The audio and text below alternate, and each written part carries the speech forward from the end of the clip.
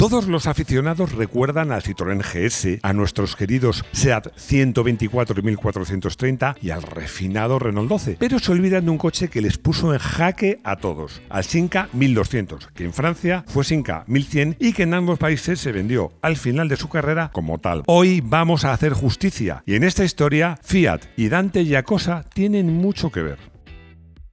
Bienvenidos a Garaje Hermético. Enciérrate con nosotros.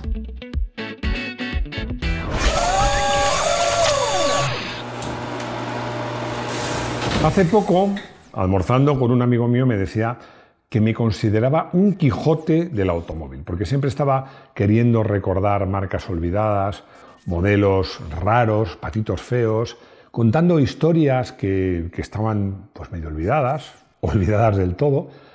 Bueno, no sé si me lo decía para bien o para mal, pero yo lo tomé como un cumplido. Me encanta ser un Quijote del mundo del automóvil. Y lo vamos a seguir haciendo, como por ejemplo en este vídeo sobre el Simca 1200, porque de este coche hay mucho que contar. No solo del coche en sí, sino de la historia de este coche. Bueno, de la historia no, de las historias, porque son dos historias. Una historia de cómo nació en Francia, cómo nació el modelo, y otra muy diferente de cómo nació en España. Y como siempre, como digo siempre, vamos a empezar este vídeo, esta historia, por el principio. El genial Dante Giacosa. Dante Giacosa era un ingeniero ingenioso, y también es una expresión que me gusta mucho, era un tipo genial. No vamos a hablar, para ponerlo en valor, de todos los modelos que diseñó Dante Giacosa, porque no nos cabrían en un vídeo. A lo mejor hay que hacer un vídeo para él, pero no nos cabrían todos. Pero voy a hablar de uno que es clave y en cambio suele ser olvidado, el Auto Bianchi Primula. En este coche, aparecido en 1964, se aplicaron muchas de las recetas que habían debutado con el Mini, básicamente el motor delantero transversal. Fue el primer modelo de Fiat con esta disposición, pero a diferencia del Mini, el Primula estaba mucho mejor resuelto. El cambio no estaba embebido, no estaba dentro del cárter motor, sino estaba a continuación y de esta forma contaba con palires asimétricos. Tenía radiador frontal, no lateral como en el Mini, y ventilador eléctrico. En fin, como os digo, estaba mucho mejor resuelto. Ahora, todas estas soluciones, que como sabéis la tienen la mayoría de los coches que veis por la calle, os parecerán evidentes. Pero ojo, es que estamos hablando de 1964. Hace mucho tiempo de esto, mucho tiempo. Y muchos pensaréis, bueno, Máximo, muy interesante esto delante del Primula, pero ¿qué tiene que ver esto con el Simca 1200? Ahora os lo voy a contar. Cuando Simca era de Fiat. Me está volviendo loco Rodrigo porque dice que pronuncio Simca con N. Vamos a ver, que para una persona de Madrid no hay diferencia. ¿De Madrid? De Madrid. No, porque cuando lleva la vocal detrás sí, pero cuando lleva adelante no. Así que no sé si decir Simca o Simca. Simca. Bueno, yo diré Simca, pero perdonadme si no es así. Vámonos a comienzos de los años 60, seguimos con la historia, después de que Rodrigo, como siempre, me dé caña. ¿Qué pasaba a principios de los 60? Pues que pasaba una cosa muy importante, que es que Fiat era accionista mayoritario de Simca. Y entonces, pues, estaban viendo qué pasaba en el mercado francés y en toda Europa, que estaban triunfando los modelos con tracción delantera. Ya le había hecho el 2 caballos, había aparecido el Renault 4, el Mini también había aparecido mucho antes, y ya sabían que había otras marcas, como el caso de Peugeot, que estaba trabajando en el 204, que también era tracción delantera. Así que estaba claro que había que hacer un modelo de Simca con tracción delantera. Porque os recuerdo una cosa, ¿cómo era la gama de Simca? Lo voy a decir a mi manera. Pues es que tenía el Simca 1000, que era un coche pequeño, modesto, con motor posterior, y luego tenía el Simca 1300, que era más grande, era con motor delantero longitudinal y propulsión posterior. Dos coches relativamente anticuados y sobre todo, en el centro, en la gama media, no había nada realmente interesante. El jefe de la marca en ese momento era un señor italiano que se llamaba Enrico Teodoro Pigozzi. Bueno, y arrancó un proyecto que a los jefes les encanta hacer proyectos y ponerles iniciales. Este proyecto lo denominó VLBB, que quiere decir Voiture Légère Berline Brac. Mi francés mejor que el inglés. Bueno, básicamente era un modelo que iba a ocupar el espacio que existía entre el Simca 1000 y el 1300, con tracción delantera y 5 puertas. Llega Chrysler. Todo parecía ya encarrilado para hacer este nuevo diseño, pero ¿qué pasó? Que de repente el grupo Chrysler, me voy a esforzar en la pronunciación de Chrysler, pues compra el 65% de las acciones de Simca y al signore, Enrico Teodoro Pigozzi le sucede Mr. George Hell, mucho más conservador.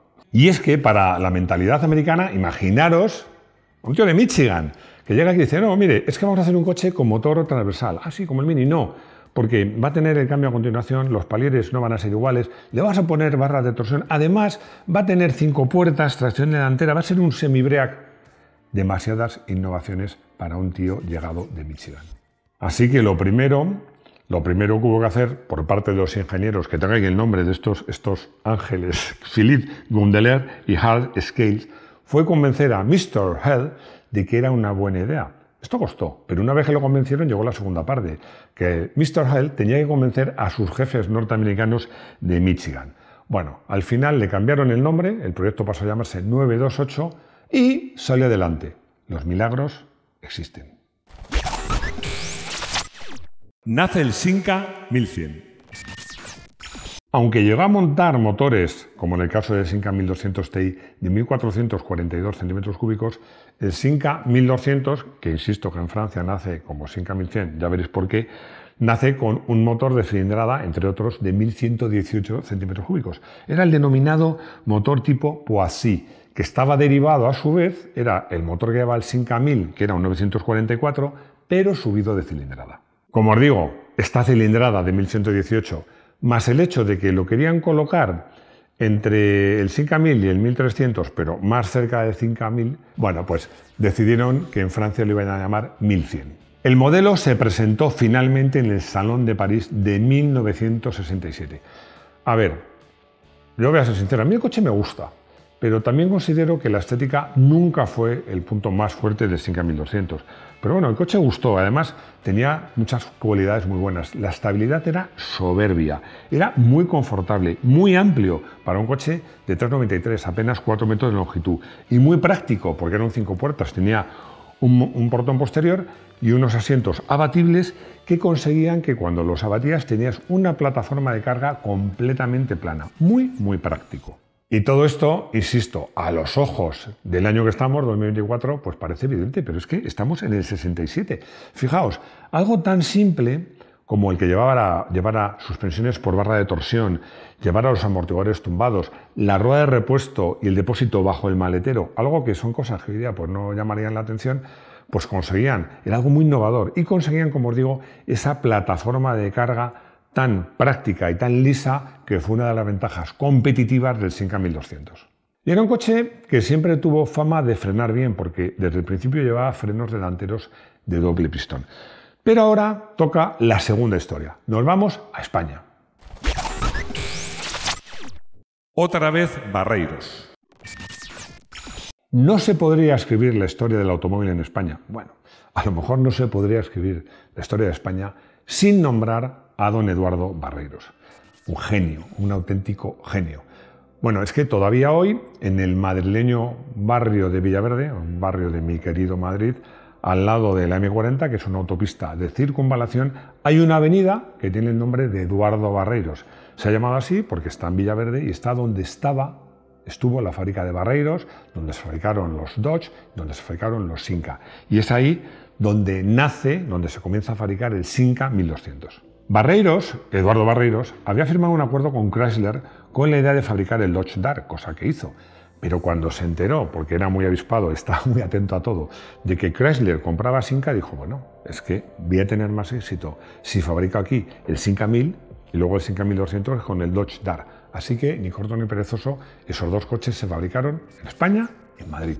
Probablemente aquí se llamaron 1200, pues no sé, porque SEAT era 124, no era 114, y seguramente porque nació con motores de 1204 que luego pasaron a 1294 y que luego en la versión TI pasaron a 1442 centímetros cúbicos.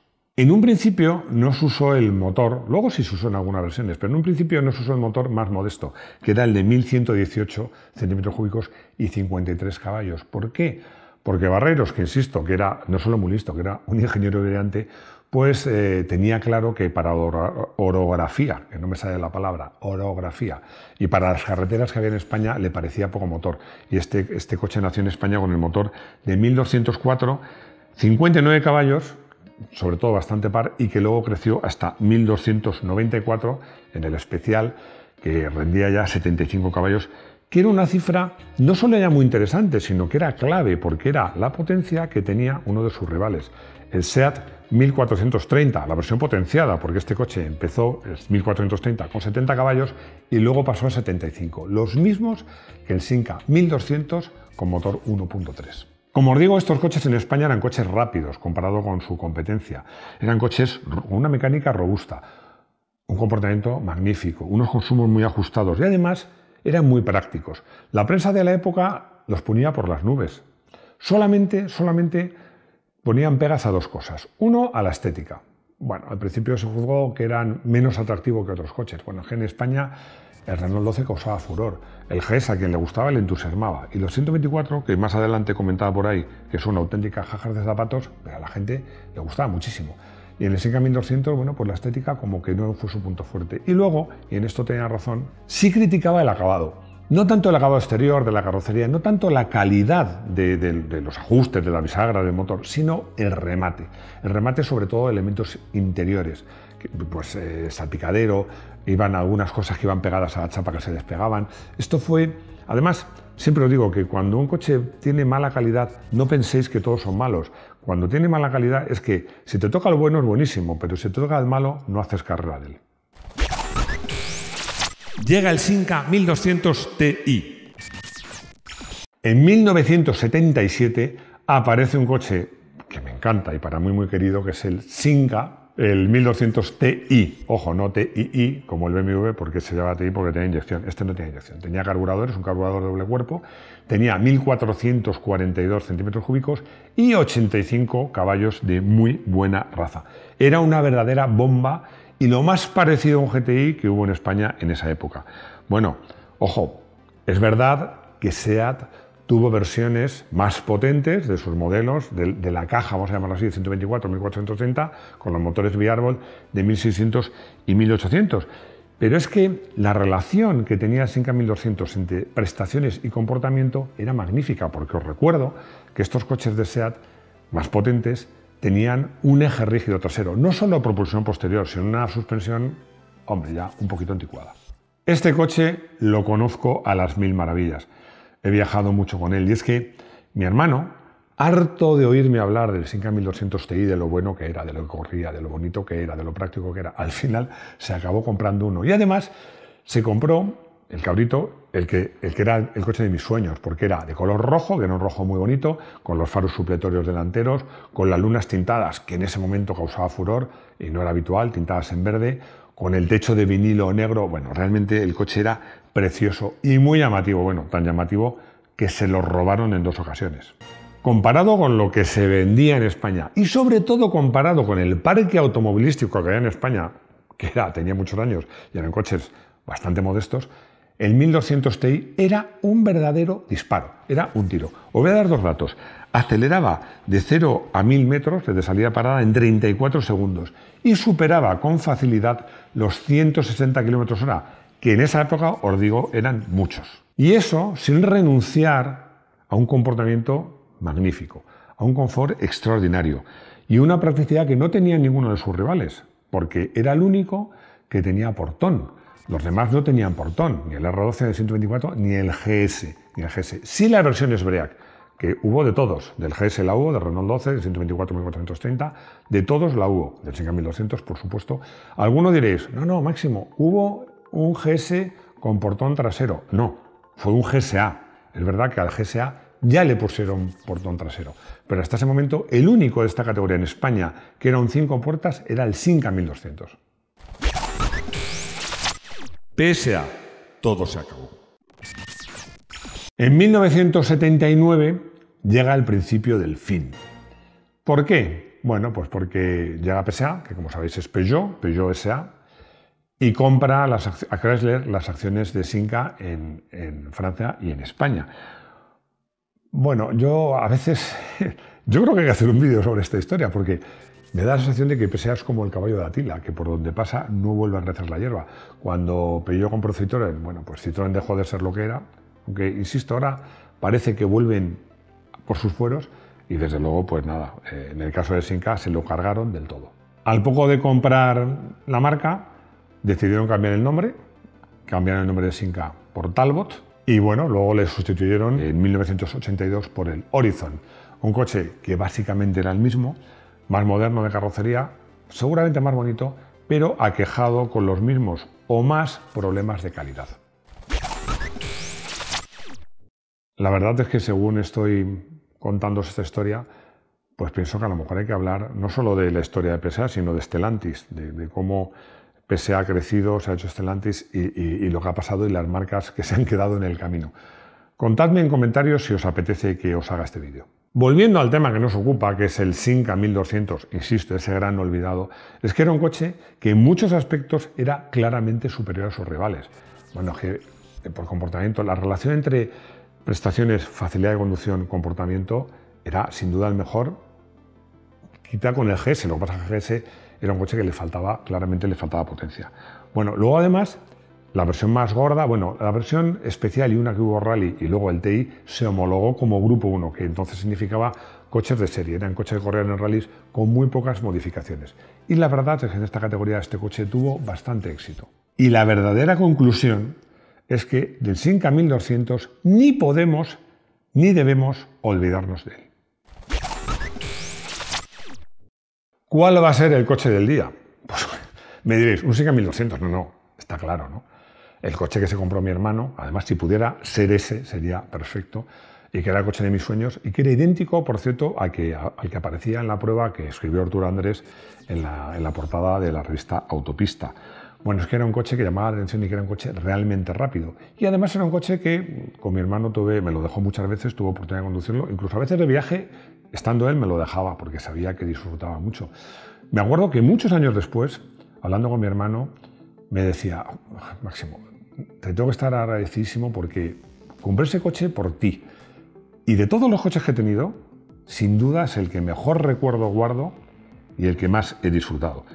Yo me alegro mucho de haber convencido a mi hermano para que tuviera ese coche y lo disfrutara, y por eso me encantaría tener, si no su coche, al menos un Cinca 1200 Ti aquí, en nuestro garaje hermético. No he podido evitar poner la consulta de David, porque me hace una pregunta que me deja sorprendido. Si vale la pena conservar como clásico un Cinca especial, el de 1294 centímetros cúbicos y 75 caballos. Bueno, la respuesta es que claro que vale la pena, vale mucho la pena. Pero es que además te digo más, estoy convencido que es un modelo y una versión que se va a revalorizar. Mario me hace una pregunta que es curiosa, pero que tiene su gracia, tiene su intríngulis, que diría mi madre. Si el Cinca 1200, como los R4, 5, 6 y 7, tiene distinta, como lleva barra de torsión, distinta batalla, distinta distancia entre ejes en un lado y en otro. La respuesta, muy buena pregunta. Esto lo contamos en un vídeo que hicimos titulado Rarezas técnicas, originales o chapuceras, que te invito a ver. Pero ya te adelanto una cosa, en el Cinca 1200 no era así, porque la barra de torsión no tenían la longitud de todo el ancho del coche, eran la mitad, con lo cual era un coche, este sí, que tenía la misma batalla, la misma distancia entre ejes en un lado que en otro. Esto es un tópico cuando digo, espero que os hayáis disfrutado de este vídeo como yo he disfrutado haciéndolo. Pero es que es verdad, este coche me gusta mucho y además es un coche que conozco muy bien y que me da pena que es un coche que a menudo se olvida. Espero que os haya gustado este vídeo, espero vuestros comentarios, tenéis una caja aquí para darme caña también con mi pronunciación o con lo que queráis. Espero vuestros likes, espero que lo compartáis antes de que me lo diga Rodrigo, espero que os suscribáis, haceros miembros, hacernos amigos de este canal y nada más, lo más importante, espero veros de nuevo en nuestro garaje hermético. Hasta pronto.